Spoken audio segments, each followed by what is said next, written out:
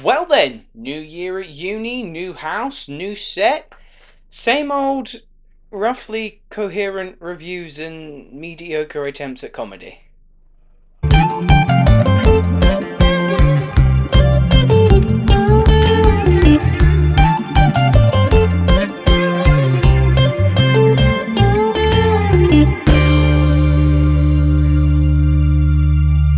How's it going, guys? Welcome back to another episode of Luke's Reviews. Now, 2019 seems to have been the year of Brad Pitt. You had a fantastic performance by him in Quentin Tarantino's Once Upon a Time in Hollywood, and now he's in this big space epic Ad Astra, also starring Tommy Lee Jones, Ruth Negga, Donald Sutherland, and is written and directed by James Gray. Trying to explain the plot of Ad Astra is quite challenging, but the rough gist is as such. Set in the near future, Brad Pitt plays Roy McBride, an astronaut who is tasked with locating his father, played by Tommy Lee Jones, after he disappears during a NASA project intended to discover if there is life outside our universe. That's basically as condensed as I can make it for Ad Astra, because this is a hefty film. This is a big film. But unfortunately, it just resulted in a bit of a mixed bag for moi. Ad Astra is a very unorthodox space epic, and sometimes it revels and excels in its differences, and sometimes those differences can be its biggest hurdles. But let's get into specifics. Firstly, I think the visuals for Ad Astra are certifiably some of the most beautiful all year.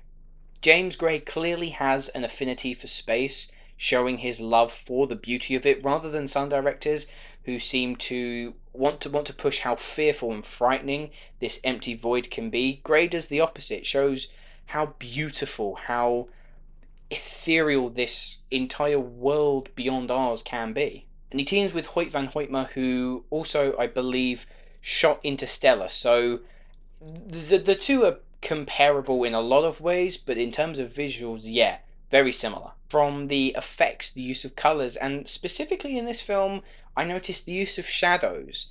Gray has such a good eye. And then moving on to the performances, because this is Pitt's movie, and I don't just mean that he is the driving force, he's the one character that you feel like you're locked into the most. This is Pitt's movie. Ultimately, he's the only real character of significance. Supporting roles such as Donald Sutherland's character, Ruth Negga, Liv Tyler as well, they appear so fleetingly, and they leave very little a mark on the film. Tommy Lee Jones does appear in a very brief role, and even though his role is very secondary and feels more like an extended cameo, this is one of the better performances I've seen from him in recent years. As for Pitt, though, he continues to be on a winning streak. In Ad Astra, he is the perfect level of understated, never allowing emotion to get the better of him, and being quite cold and clinical for the first half of the movie. And then as we near the second half, and there are certain things revealed about his father that were kept hidden from him, you begin to see that emotion begin to seep through, and cracks begin to show, which it always impresses me as an actor who's able for a large portion of the film to shut themselves off, and then it's just small little tidbits where you see this facade begin to crumble. It's a true testament to how good of an actor Brad Pitt really is. That being said, though, despite the jaw-dropping effects and Brad Pitt's incredible performance, my giant issue with Ad Astra is its runtime. And often, when I critique a film for its runtime, it's because I feel like it's overstayed its welcome. It's gone on for too long. Maybe the studio's wanting to stretch it to 2 hours, maybe a little longer, and it feels to me like they didn't have enough material, so they're trying to pad it out. That is a common criticism in most films I see, but my issue with Ad Astra here is that it wasn't long enough. This is a huge film. I mean, on the surface level, what you have is a giant space exploration movie as he launches from Earth and then arrives on the moon, and then launches from the moon and then arrives on Mars, and then launches from Mars and is off to Neptune. Its scope is stratospheric. It's a giant movie, but then you have that as your surface level, and then you delve a level deeper, and you have quite a emotionally driven movie about a son trying to reconnect, in this case across the entire solar system, with his distant father who abandoned him at a young age. And then when you delve even deeper through use of Brad Pitt's kind of own inner narration describing how he feels a lot of the time, which I wasn't too much of a fan of. It felt like more them spoon feeding a lot of the answers to the audience rather than just show, don't tell. That's basically all it is. But even with that narration, it's questioning deep philosophical questions of, are we alone in the universe? What does it mean to be, to warrant a being, to serve a purpose? And when you have all of those three things going on, three individual storylines that are huge in their own right, and you cram that into a movie that is 2 hours, a lot of important things just got left at the side. Oh, shit.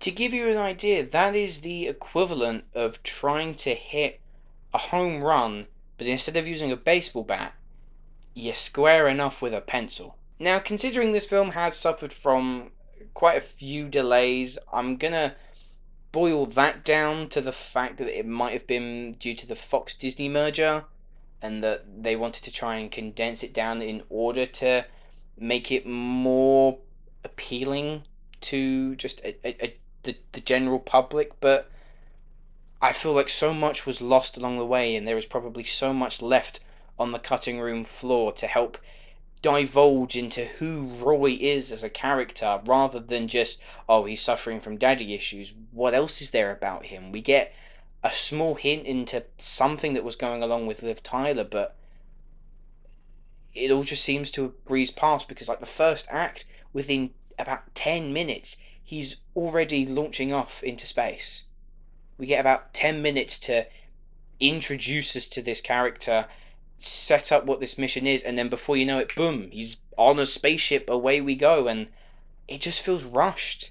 That's my biggest complaint with Ad Astra, is that probably somewhere before the editors got involved and chopped it to smithereens, there is a fantastically philosophical, awe-inspiring space exploration.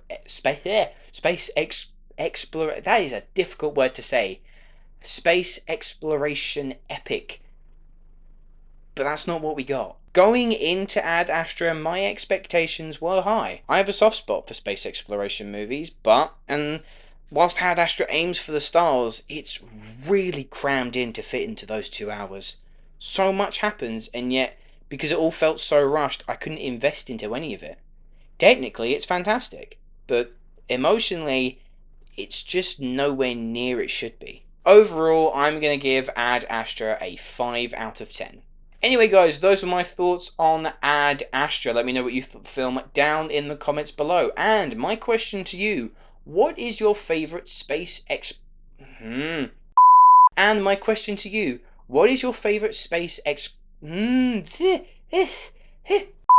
What is your favourite space And my question to you, what is your favourite space exploration movie? Thanks for watching! Let me know what you thought of this film down in the comments below. If you have enjoyed this video, please hit that like button and subscribe to my channel if you haven't already. The links to all of my social media accounts are in the description below. Many thanks for watching guys, and I shall see you in the next video.